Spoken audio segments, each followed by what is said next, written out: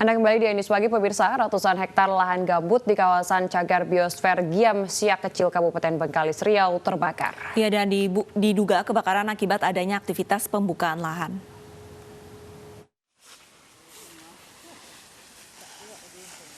Kebakaran lahan menimpa lahan gambut di kawasan Cagar Biosfer, Kecamatan Bukit Batu, Kabupaten Bengkalis Riau. Kebakaran menghanguskan lebih dari 100-an hektar lahan gambut. Kebakaran diduga terjadi akibat maraknya aktivitas masyarakat yang membuka lahan dengan cara membakar. Selain itu, di dalam kawasan Cagar Biosfer marak terjadi pembalakan liar. Tim Satuan Tugas Karhutla dari Manggala Agni berjibaku memadamkan lahan yang terbakar. Luasnya lahan yang terbakar dan sulitnya sumber air menyebabkan petugas kewalahan. Indikasi yang kami dapatkan bahwa kebakaran di wilayah sini berawal dari adanya aktivitas masyarakat yang berada di perbatasan GSK, kurang lebih jarak dari sini sekitar 1 kilo, 1,5 kilometer dari titik yang saat ini saya berada, kemudian merembet sampai sini. Pantauan dari Badan Meteorologi, Klimatologi, dan Geofisika Kota Pekanbaru, jumlah hotspot di Pulau Sumatera sebanyak 28 titik. 11 titik panas berada di Provinsi Riau yang tersebar di 5 kabupaten dan kota, yakni 3 titik panas di Bengkalis, 3 titik panas di Kota Dumai, 2 titik panas di Pelalawan, 2 titik panas di Rokan Hilir, dan 1 titik panas di Kepulauan Meranti. Dari Pekanbaru Riau, Indra Yoserizal, iNews melaporkan.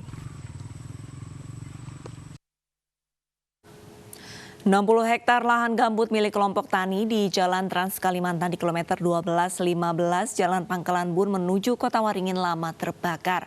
Akibatnya sejumlah wilayah di dalam Kota Pangkalan Bun dan sekitarnya mengalami kabut asap pekat hingga sedang.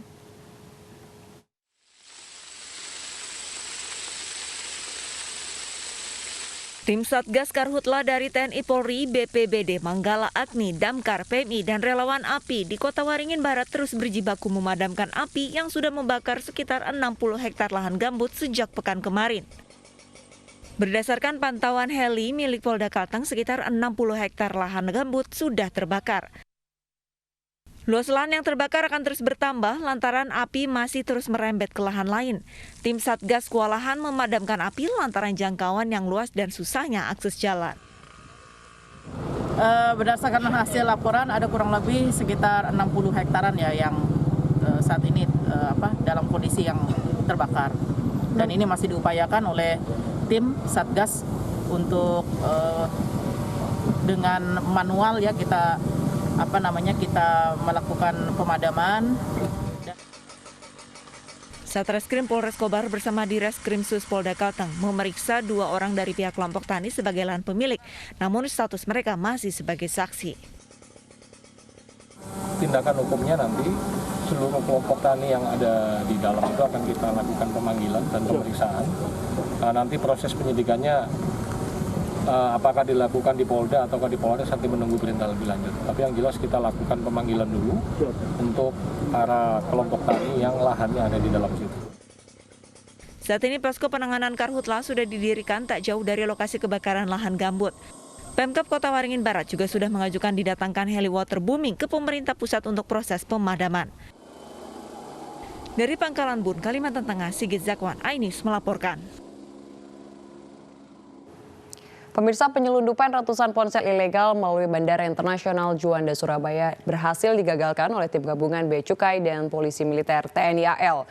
Diduga ada keterlibatan oknum bandara lantaran bisa lolos hingga sampai di Bandara Juanda Surabaya.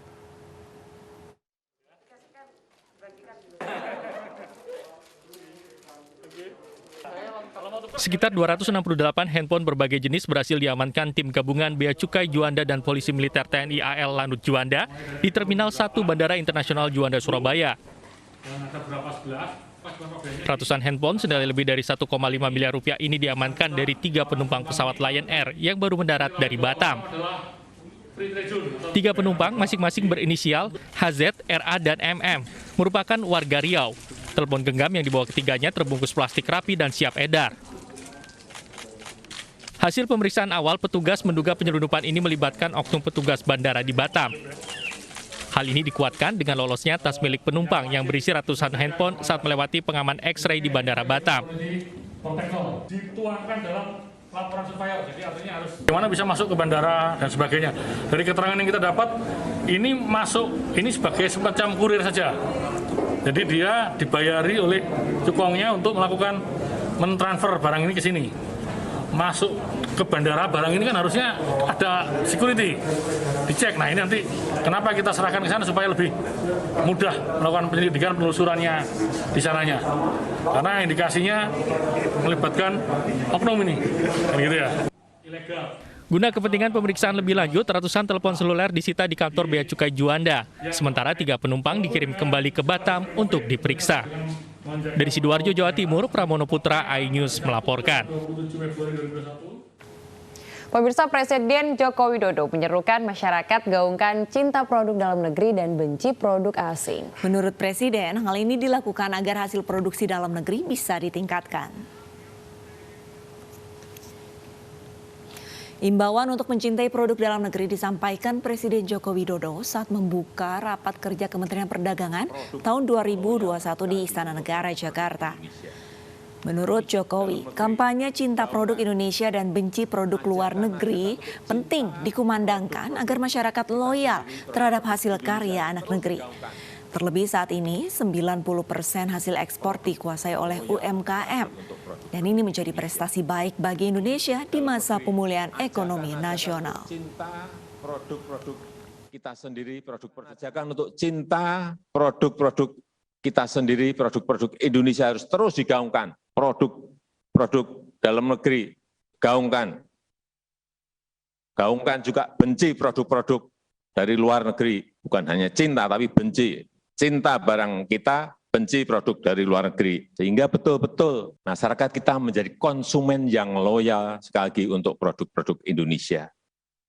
Sejumlah pegawai Kejaksaan Negeri Bojonegoro, Jawa Timur histeris saat divaksin COVID-19. Informasi selengkapnya akan kami hadirkan usai jeda, tetaplah di iNews Pagi.